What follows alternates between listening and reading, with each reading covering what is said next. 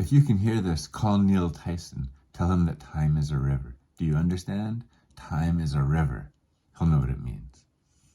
And if you get the chance, you might mention that H.G. Wells was absolutely wrong. You don't need a machine at all. Let me start from the beginning. I didn't set out to travel in time. I set out to travel to Puerto Vallarta for my sister's wedding. As usual, I was running late. I'd lost myself in Las Cruces' used bookstore and missed the bus to Juarez. What should have been a 24-hour drive turned into a 2-day nightmare complete with chickens, goats, detours, and an ambush by postmodern banditos who didn't want our money but took our cell charges and SIM cards. By the time we rolled into Jalisco County, the bus was running on fumes, threadbare tires, and my persistent urging. Roque Colorado, the driver, hadn't slept in 3 days. His string of energy drinks was rivaled only by the string of expletives that flowed from his mouth when our problems seemed insurmountable, which was most of the time. We approached Vallarta from the north. The wedding was through the center of town at Playa Camarones. Roque really should have stopped at the depot on Guadalupe, but I'd promised him a hefty tip to deliver me straight to the beach. I couldn't even call to say I was close. My cell was as dead as the burro we'd run over some miles back. Jasmine and Frank would be kissing any minute now. Andale, I told him. Roque stepped on the gas with the abandon of the uninsured. By this point, the rest of the passengers had either departed or withdrawn into silence. The gringo could make a fool of himself for all they cared. The bus would arrive when it arrived. That should have been my first clue. How you perceive time affects it. But I wasn't watching, and neither was Roque. A shopping cart rolled into the street and crumpled under the bus's front passenger tire. It might have been pushed, there was no way to tell. 36 hours earlier, the tire would have withstood the impact, but the last day and a half had eroded it until metal threads shone through the black rubber. The cart's twisted frame did the rest. The bus lurched to the right. Roque hit the brakes instinctively. Unfortunately, it was the exact wrong thing to do. The bus skidded and dipped, its rear swinging into traffic. Roque's bumper hit the curb and the bus lifted on its side. There was an agonizing moment while it balanced in midair, then it crashed forward, still sliding down the street at a 45-degree angle. I'd been sitting opposite Roque when it happened. The initial bump had knocked me forward, so I was holding onto the seat back as the bus tipped. I managed to shield my eyes from the flying glass. Someone screamed. It might have been me. The bus ground to a stop in front of the Buenaventura Grand Spa and Hotel. Within seconds, someone was opening the emergency door. The Mexican passengers departed, casting forward angry glances and jabbering faster than I could think. Roque? He'd caught some glass across the side of his face, but most of it seemed minor. Nothing an hour with tweezers and antiseptic wouldn't cure. But I couldn't see his left arm, and he was slumped sideways, making no attempt to get up. Someone was crawling toward us from the back of the bus. I gingerly lowered myself until I was standing on the ground, window glass crackling under my shoe soles. Roque! I undid his seatbelt. He moaned and slumped further toward the ground. Then I saw his arm, what was left of it. I reeled backwards. There was nothing I could do for him. I turned and pushed past the Samaritan, suddenly claustrophobic in the sweltering heat. Hey! I didn't stop. I could smell the ocean. I ran over the cobblestones of San Salvador, the palm trees a beckoning gateway to redemption. If I could just get to the water, everything would be okay. Bo? Oh my God, you actually made it! Someone grabbed my hand and swung me in a circle that ended in a fleshy embrace. She raised her voice to a bird-like soprano. Tell Jasmine they can start! I only knew one person who spoke like that. Hello, Aunt Gretchen, I said, my words muffled by her dowdy bosom. You're hardly dressed for a wedding, she scolded. The ceremony was taking place just above the tide line. Folding chairs had been set in the sand and a temporary palapa built over the altar. Frank waited with a Catholic priest. Most of the seats were already filled. Gretchen led me to the front row where my mother was holding 2 chairs in reserve. Hello, Mother. I hugged her before sitting down, ignoring the glares from the back. Where the hell have you been? She hissed. You were supposed to be here yesterday. Just be glad I made it, I muttered. Father was leading Jasmine down the aisle of chairs. Everyone turned to watch them approach. Someone cued the music. She just reached the altar when the sirens started. The priest paused respectfully, but instead of fading, the sirens grew until a squadron of PE cars screeched to a halt at the very end of San Salvador. As the group's attention shifted, I noticed Jasmine glaring at me. I shrugged uncertainly, but my heart sunk when I saw the Samaritan. He saw me at the same moment. "El!" he declared, pointing a finger. And that's how I landed in a Mexican prison without bail, parole, or a set date for a trial. I'll say this for prison: it focused me. Everything I thought important was gone. Freedom, dignity, control over my life. I was a number now, a body in a room, and the view was as clear as hindsight. Jasmine beseeched the consulate, and Mother went as far as to bribe an official, but eventually they had to admit defeat and return to their lives in the States. "I'll figure it out," I told them, feeling less confident than my words sounded. I'd been given no inclination what I was being charged with or when I might be sentenced. Mother promised I'd talk to a lawyer who specialized in international cases, and then they were gone. I was truly alone. Or so I thought. A time would come when I'd long for the urine-soaked mattresses of Puente Grande, the knife fights and the corruption. You could buy a guard for $100 in there, unless someone had paid him more. It was hard to know until you felt their knife in your back. I was lucky. Not that I realized it at first. They'd paired me with Daikinjo, the Okinawan killer. I thought it was intended as a subtle execution. But Kinjo was a samurai. Honor still meant something to him even in prison. However privileged his new cellmate might have been in the outside world, he would do no harm unless harm was offered here. I made sure not to. For the first week I barely spoke. I huddled in my bunk and waited for something to happen. The other inmates seemed to be watching Kinjo. When it finally became clear he wasn't taking action, they moved on him. I guess it made sense. No one really gained by antagonizing me, whereas Kinjo's inaction could be seen as a sign of weakness, and there was much to gain from defeating a warrior of his stature. It was my first exposure to the prison's pecking order. That Kinjo remained unscathed the day 6 inmates got sent to the intensive care unit left no doubt as to his place in it. Late that night, as he sat cross-legged on his bunk staring at the wall, I spoke to him for the first time. "Thank you," I said. "I don't know if you understand me, but if you ever need my help, I'm here for you." I smiled awkwardly. What could I offer a man like Kinjo? Even as his soulless eyes rotated toward me, I wished I'd kept quiet. It was better to ignore the devil than play at his game, but when he spoke, I immediately knew he wasn't one. "Words can bind a man. Beware of what you ask, for it may just come true." His voice combined the calm of a nursemaid with the confidence of a prophet. His warning only served to strengthen my conviction. I wanted what he had. What I'd thought empty in his gaze was in fact fathomless. I lost myself down that rabbit hole more than once over the next months. "Teach me to meditate." Daikinjo gave me a look I couldn't decipher. "In meditation, one is searching for their self, but you are right here." "I don't understand," I told him, at which point he smiled and turned away.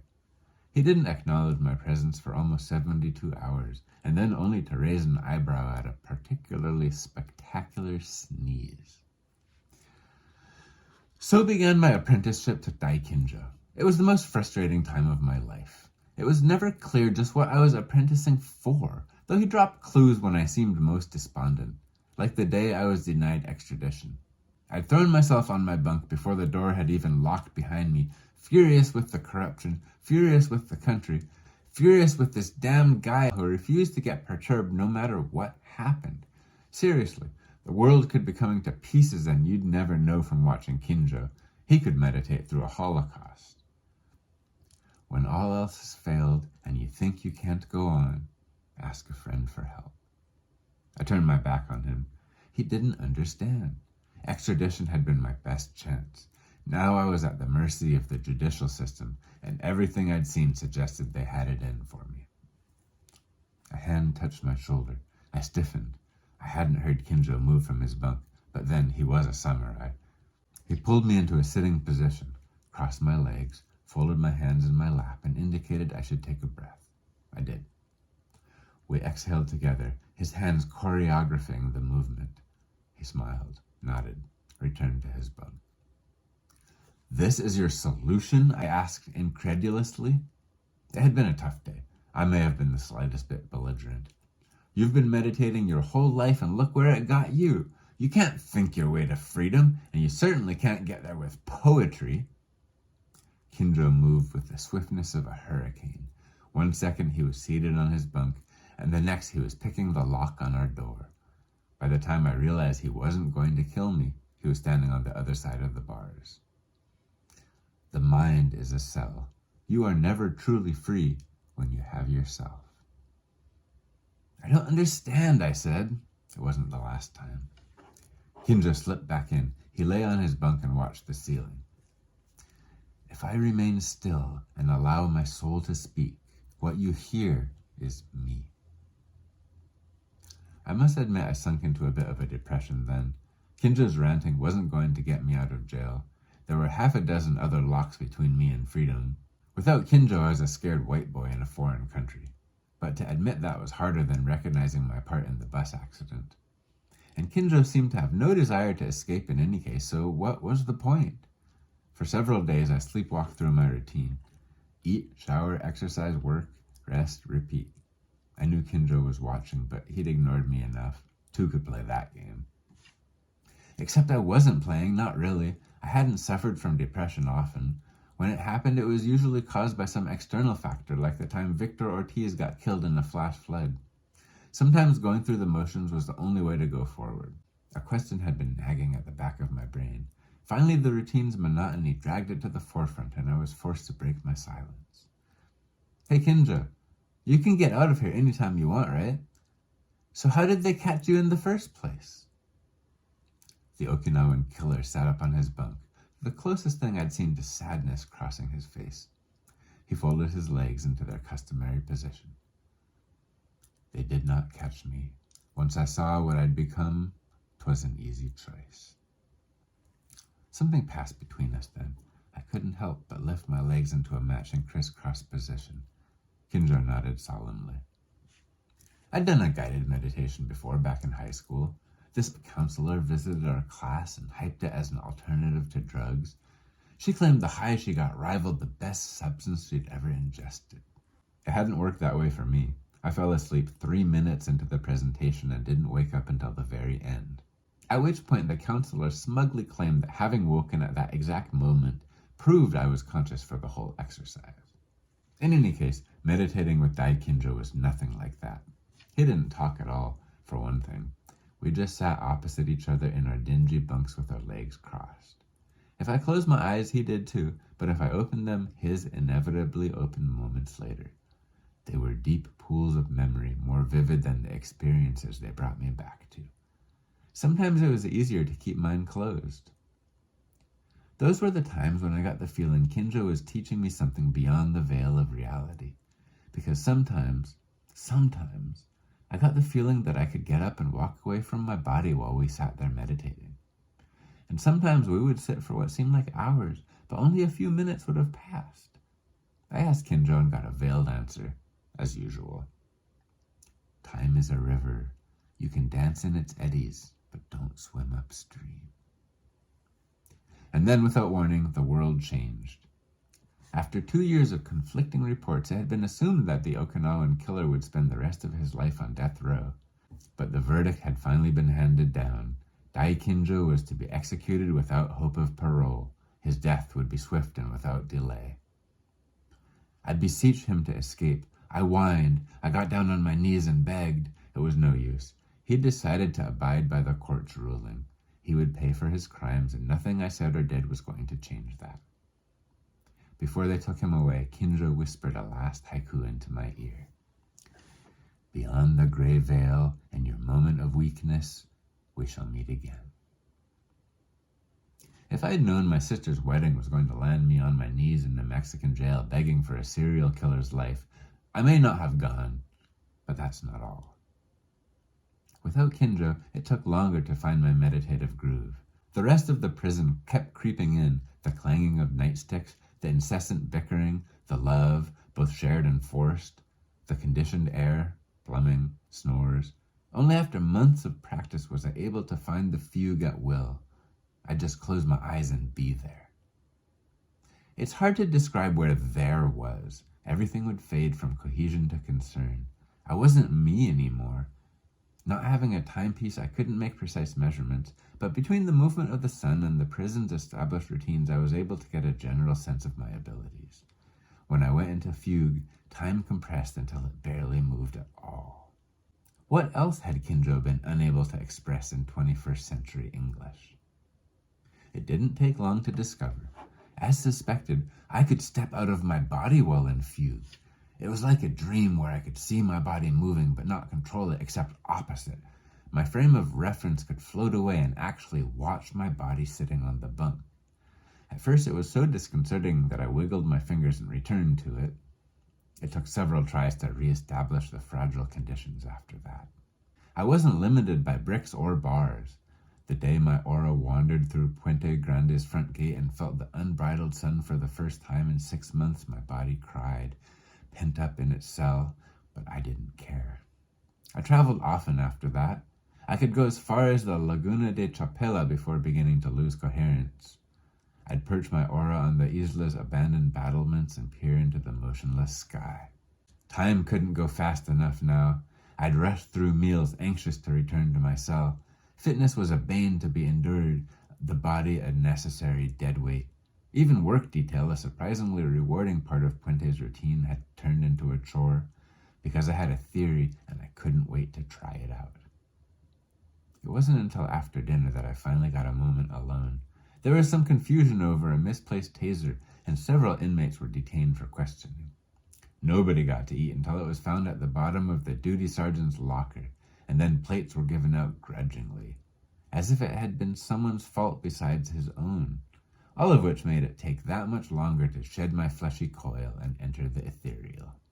If I could stop time and move outside of my body, why couldn't I turn it backwards? Rewind to my biggest mistake and fix it. It hadn't even taken much thinking to recognize the moment, missing the bus in Juarez. My selfishness in the bookstore had caused the series of events that crushed Roque's arm and landed me in jail. If I had just watched a clock, nothing that followed would ever have happened.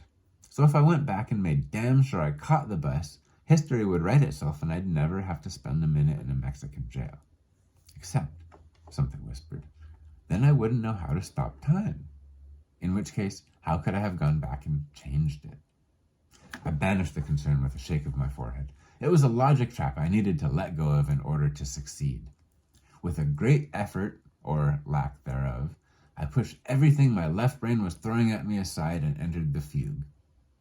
It felt different, charged with anticipation, perhaps. I stepped out of my body, but instead of moving through space, I gripped tightly onto nothing and willed time to turn itself backwards. At first, nothing happened. Then the grayness that hovered at the edge of the fugue thickened. It got darker, as if I was looking through a veil, and suddenly my body rose and began walking backwards around the cell. I can't describe that moment with anything approaching justice. I was watching my life rewind. I tried to flex my fingers. It usually worked when I was hovering at the edge of fugue, ready to return to my body. Now there wasn't a body to receive the impulses. The guards came and took me back to dinner. I followed myself down the hall and watched their charade of looking for the taser. I traced its discovery in the locker room back to the moment little Jack Sharp slipped it to the duty sergeant in the interrogation room. That would explain the look on his cellmate's face. The man was a pedophile. I felt no remorse. I willed time faster. Months flew by until I watched myself taken from Puente Grande in an armored transport vehicle. I followed it to Guadalajara and county jail, then rewound through Vallarta and its subsequent disaster, up to Tepic and Mazatlan, and finally all the way through Ciudad Juarez and into the United States. I didn't even need a passport.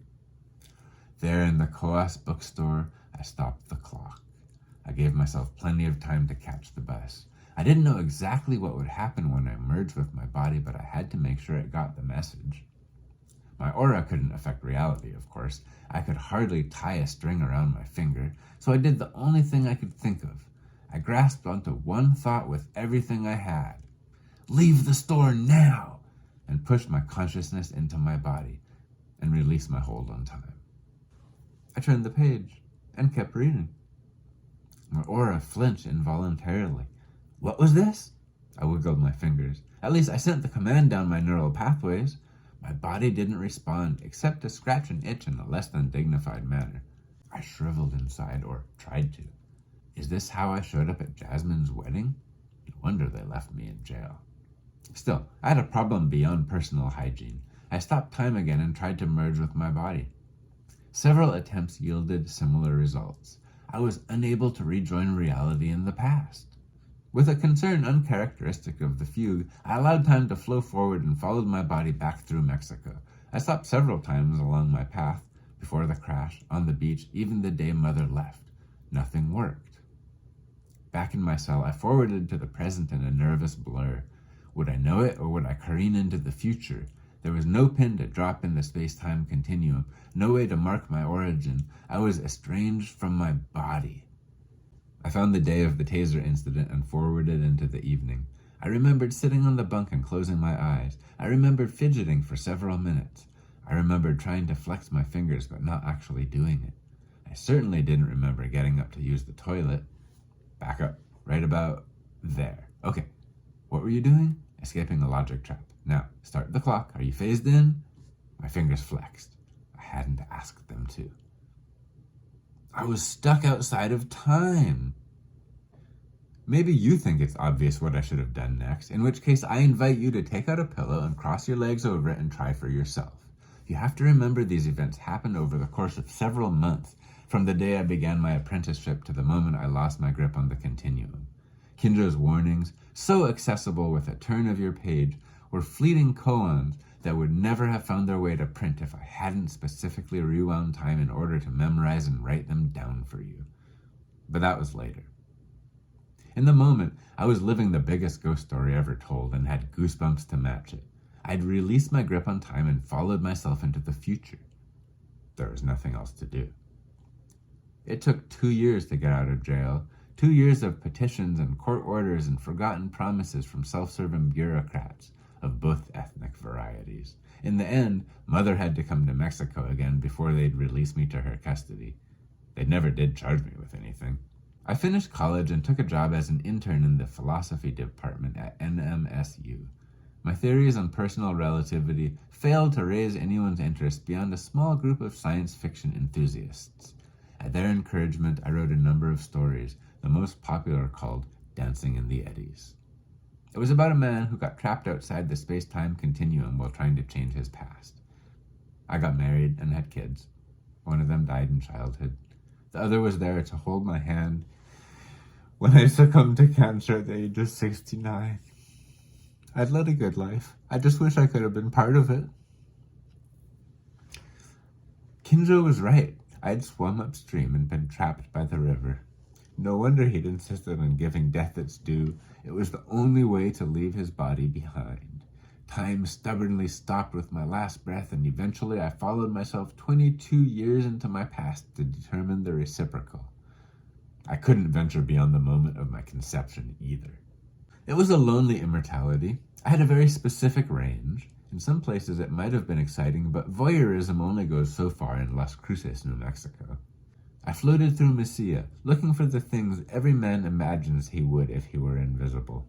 It was a passing phase. Take it from me, humanity isn't glamorous when no one's looking. Eventually I began searching for a way to kill myself. I'd experienced my life, even if I hadn't lived it. There was nothing left. Somehow, I never doubted I could do it. It was just a matter of finding the right lever to wrench my soul from its body. Maybe if I got far enough away, it would simply dissolve into the ether. I began visiting the favorite moments of my life in anticipation. Winning the spelling bee, first love, Benny's birth, then June's, the reunion in Santa Fe, Kinjo. I'd avoided those months, breezing past them when I traveled up the spectrum. It wasn't that I blamed him for my plight. Well, maybe I did. But if I was departing for good, I meant to look on his face one last time. I owed him that much. I'd tell him what I thought of his poetry, even if he couldn't hear me respond. Time was a river indeed. I was drowning in it. I knew something was different the moment I approached the prison. It wasn't empty the way the rest of the world had felt since I slipped into fugue some timeless eternity ago. I floated up to the cell I would call home for the next 2 years and watched myself meet Daikinjo for the first time. What a snob I'd been. It took 5 days to even meet his eye. I was lucky he hadn't killed me on general principle. The veil shimmered. A disturbance, vaguely magnetic and unlike anything I'd experienced in the Shadowland, brushed my point of view. Another soul hovered beside me. I would have recognized it anywhere. What passed between us wasn't conversation in the normal sense, as we lacked the parts to form and decipher language. What's set down here is tailored for ease of comprehension, like false color photography. Hello, Kinjo. I told you we would meet again. You're not talking in haikus. It is not necessary. We're on the same side of the veil. I don't understand. I thought you were dead. My body dies. My soul still follows the spectrum of its life. Are we stuck here, Kinjo? I was going to kill myself. I am sorry, Bo-san. There must be something I can do. There is one thing. The Okinawan killer showed me how. I practiced in the prison, but he insisted it would work easier without his aura to interfere. So I traveled up the spectrum to an evening in my college years and settled over a sleeping body that had become far too unfamiliar. I oozed into my brain as best I could and focused on the message Kinjo had suggested. It will take time. Conversing across dimensions is a tricky affair. All Kinjo ever managed was haikus. But time is something I can spare, and the message is important. If you can hear this, call Neil Tyson. Tell him that time is a river. Do you understand? Time is a river. He'll know what it means.